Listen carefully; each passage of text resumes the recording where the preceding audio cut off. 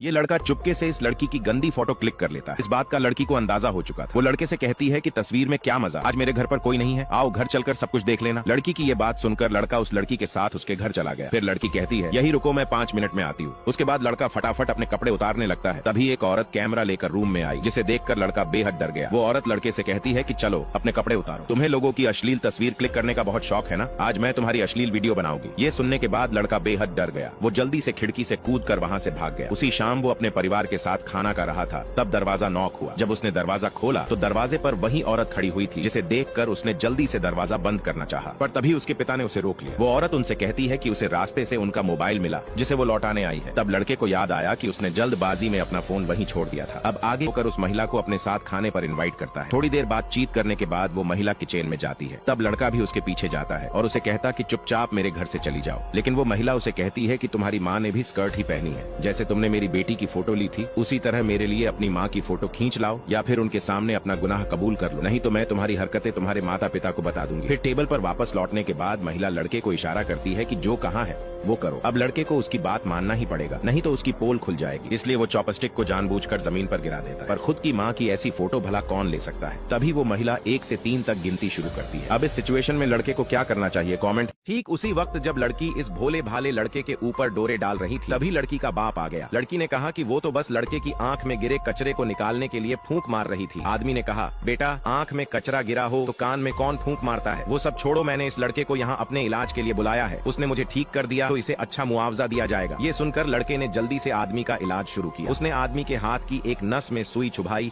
और उसके बाद वो आदमी बिना लकड़ी के सहारे आराम से चलने लगा। आदमी बिल्कुल ठीक हो चुका था। वो बहुत खुश हुआ और कहने लगा कि अब आंख में कान में जहाँ फूंक मारना हो मारते रहो। ऐसा कहकर वो वहाँ से चला गया। तभी लड़की ने लड़के को धक्का देकर सोफे पर गिरा दिया और कहने लगी कि अब आपकी फीस मैं चुकाने वाली हूँ। पर लड़का लोंगू पर्वत का दिव्य गुरु था। उसने अपनी दिव्य दृष्टि से देखा कि लड़की की 3 बार शादी टूट चुकी है और वो उसे अपना चौथा शिकार। ये लड़का एक कार को देखकर घबरा जाता है और जल्दी से भागकर उसे पार्किंग में ही रोक लेता है। उस कार से शहर के सबसे अमीर बिजनेसमैन और उसकी बेटी बाहर आते हैं। वो उन्हें इस कार से कहीं भी जाने से रोकना चाहता है, क्योंकि उसका मानना है कि 12 बजे इस कार का एक्सीडेंट होने वाला है। पर वो लोग लड़के को भिखारी समझकर पैसे देने लगते हैं और उसे उनके रास्ते से हटने के लिए कहते हैं, क्योंकि उन्हें कहीं अर्जेंट मीटिंग में जाना होता है। पर लड़का फिर से उनका रास्ता रोक लेता है और उनसे रिक्वेस्ट करता है कि ठीक है, आप जाने की जिद पर अड़े हो तो जाओ, लेकिन ब्रिज पास करते समय एक सीमेंट के ट्रक से सामना होगा, उससे संभाल कर रहना। इतना कहकर लड़का चला जाता है। फिर वो लोग भी कार लेकर उसी रास्ते से जाने लगते हैं जहाँ से लड़के ने जाने से मना किया था, क्योंकि उन्हें लड़के की बात पर विश्वास नहीं था। तभी ठीक 12 बजे एक सीमेंट ट्रक तेजी से उन्हीं की तरफ आता दिखाई देता है। लेकिन उनकी किस्मत अच्छी थी कि अंतिम क्षण में ड्राइवर ने कार को कंट्रोल किया और वो लोग बाल बाल बच गए। अब उन्हें एहसास हुआ कि वो लड़का वाकई ही सच बोल रहा था।